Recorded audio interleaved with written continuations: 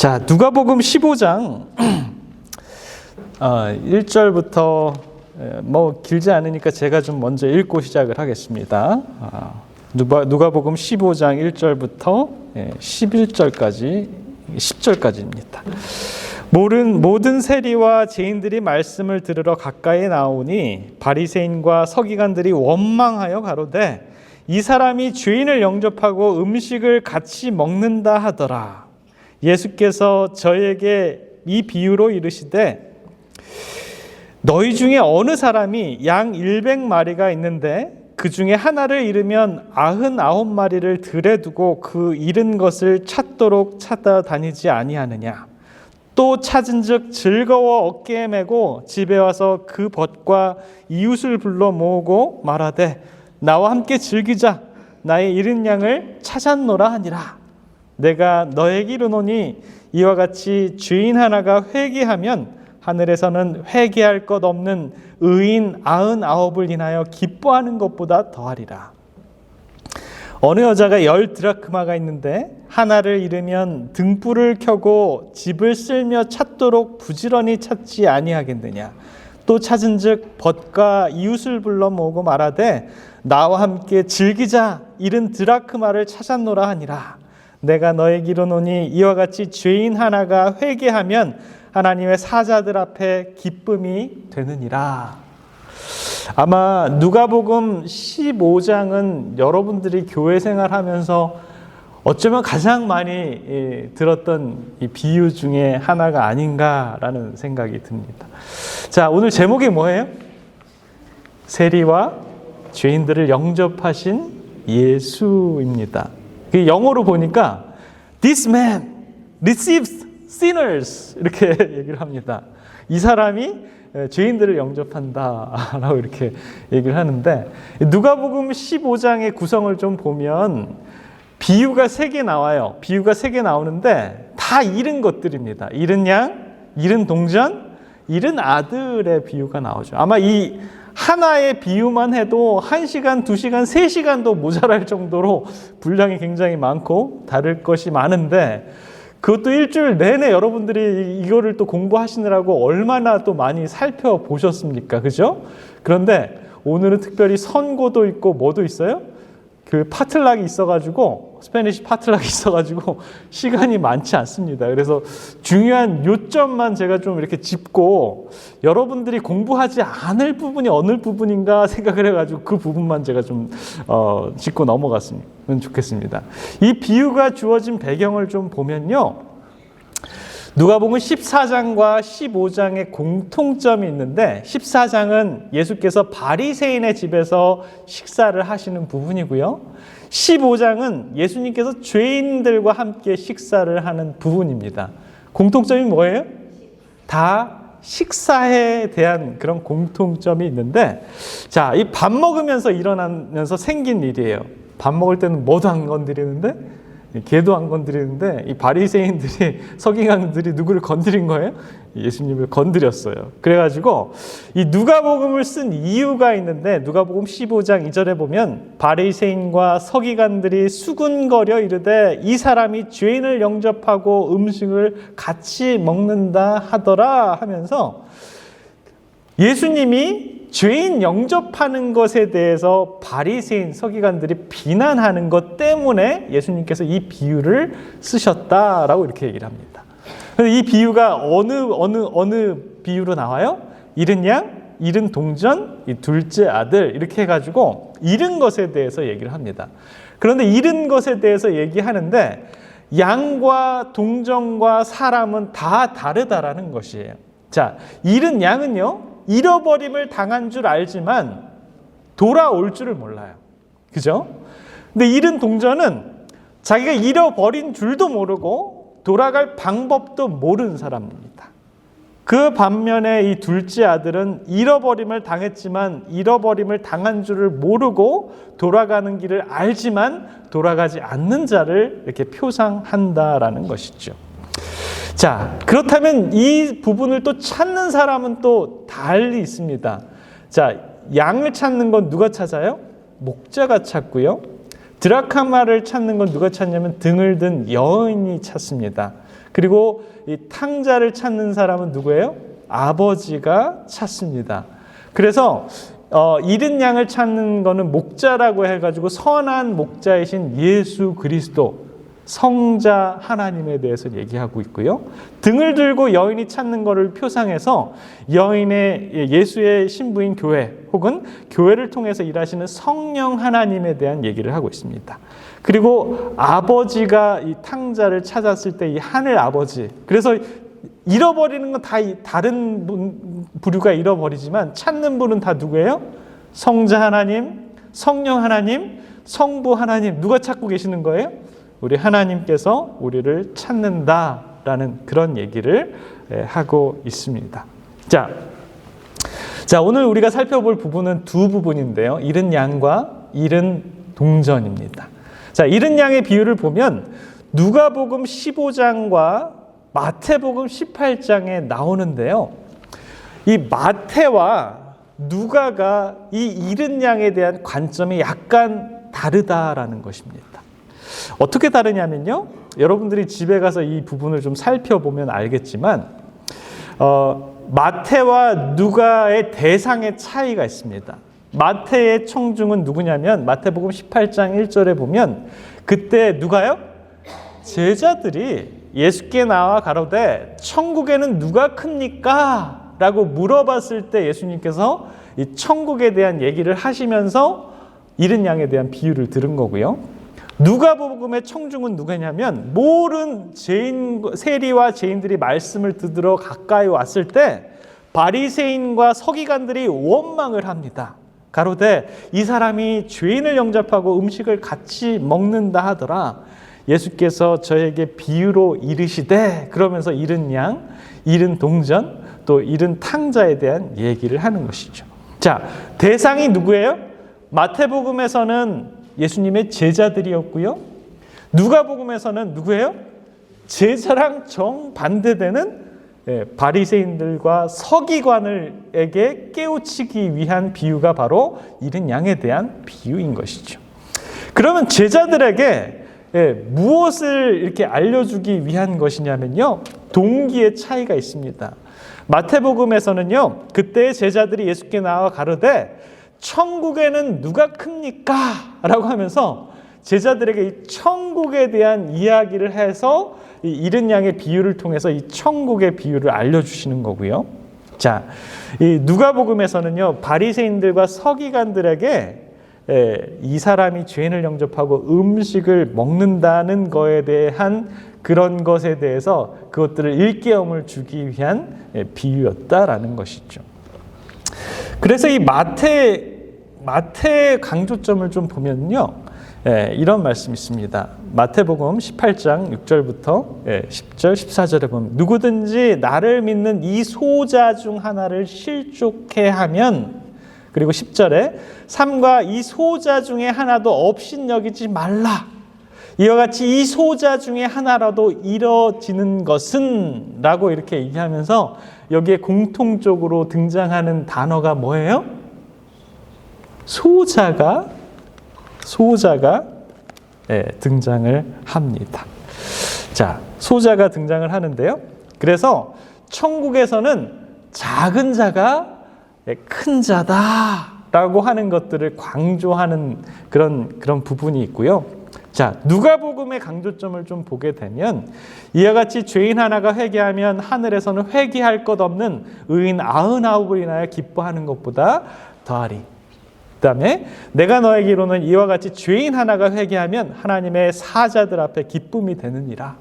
32절에 이 내 동생은 죽었다가 살았으며 내가 잃었다가 얻었기도 우리가 즐거워하고 기뻐하는 것이 마땅하다 하니라 라고 하면서, 자, 잃었다가 다시 찾았을 때 그 기쁨에 대해서 누가복음에는 강조를 하고 있다라는 것입니다.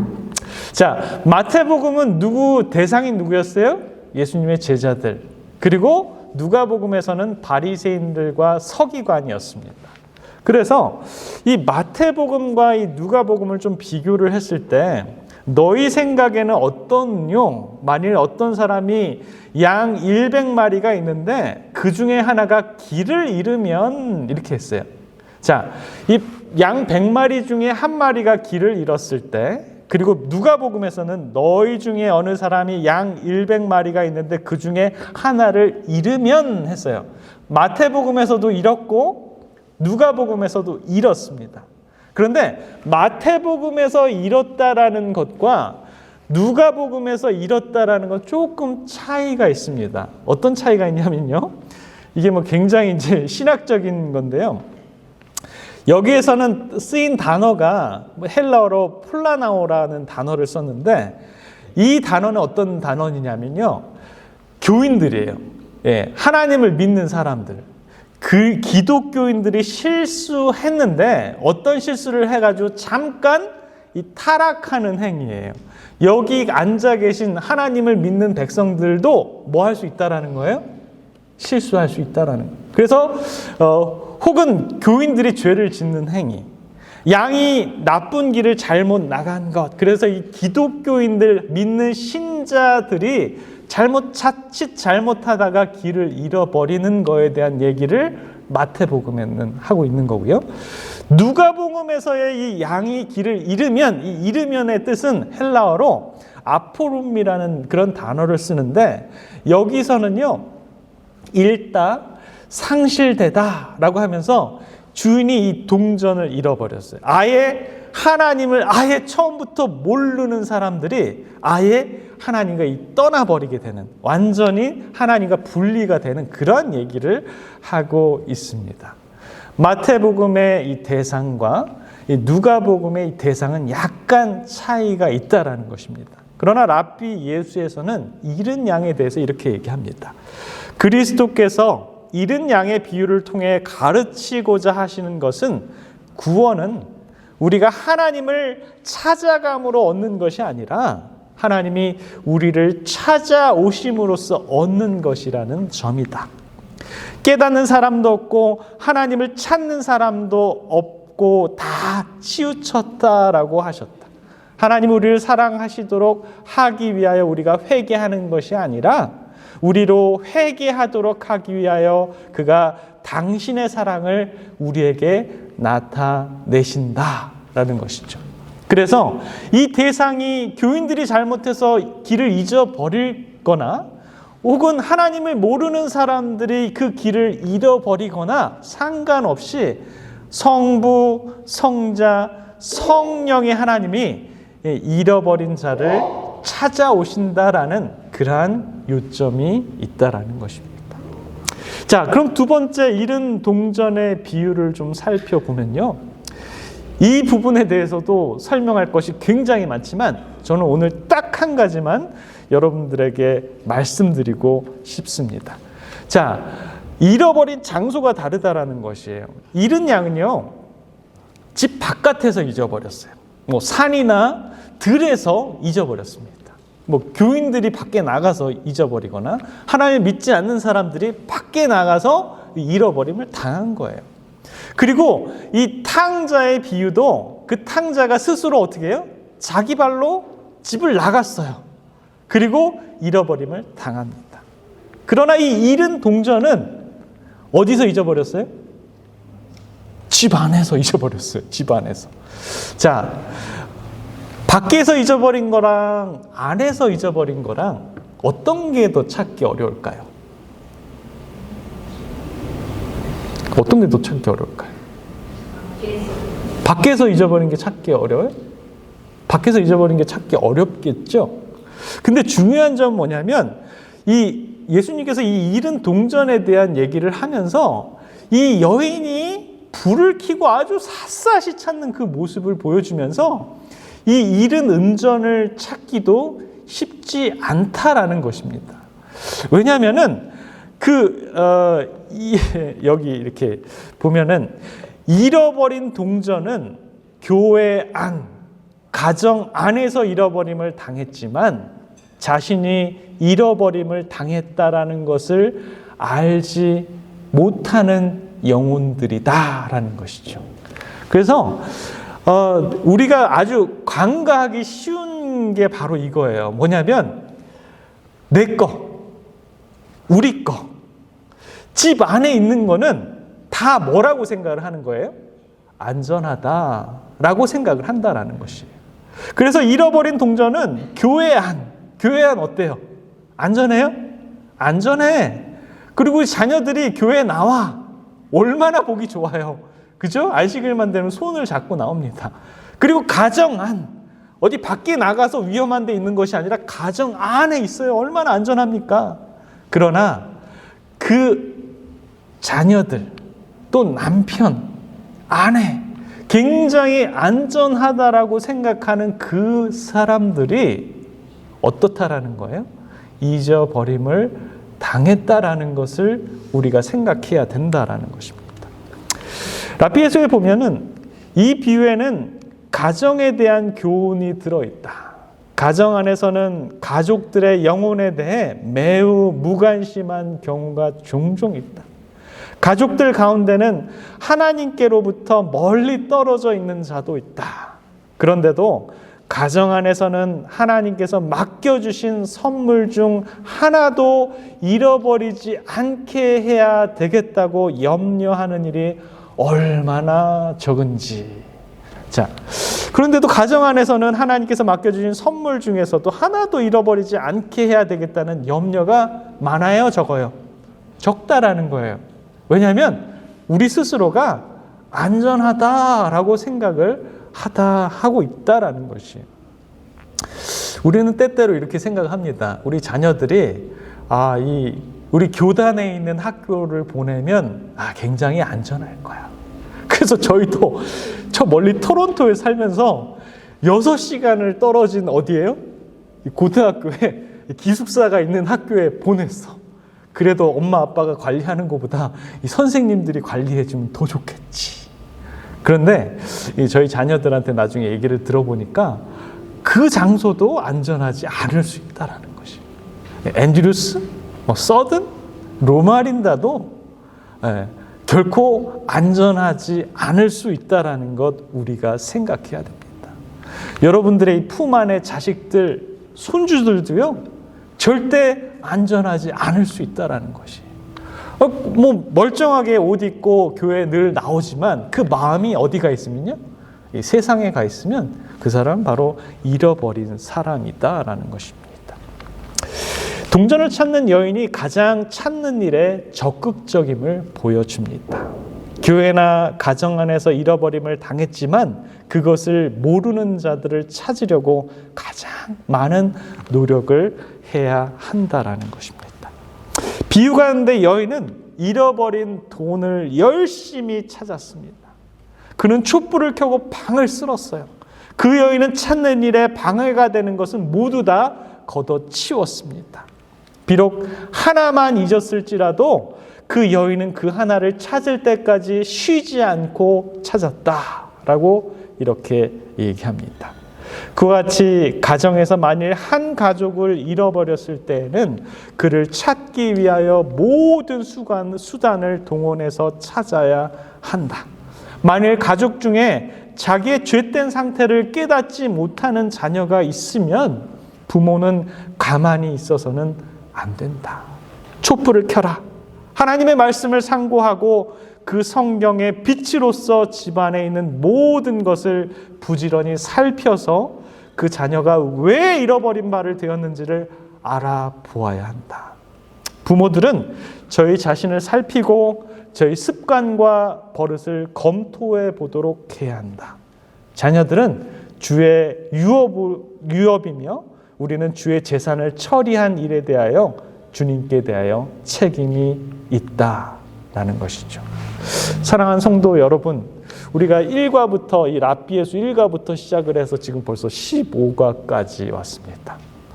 매 장마다 우리에게 새롭게 주는 기별들이 있어요. 우리의 마음에 정말 감동이 됩니다. 그런데 이 얘기들은 남 얘기가 아니에요. 바로 나의 얘기고 우리의 얘기고 우리 교회의 얘기입니다. 여러분, 우리가 가진 것 중에 혹시 무엇인가가 잃어버림을 당하지 않았는지를 저와 여러분 오늘 꼭 한번 다시 생각해 보시기 바랍니다. 혹시 그 영혼이 마음속에 상처가 있고 잃어버림이 있다고 하면 우리는 그 부분을 잘 기도하면서 풀어가면서 그 길을 찾도록 연결해주는 저와 여러분들이 되시길 바라면서 말씀을 마치겠습니다.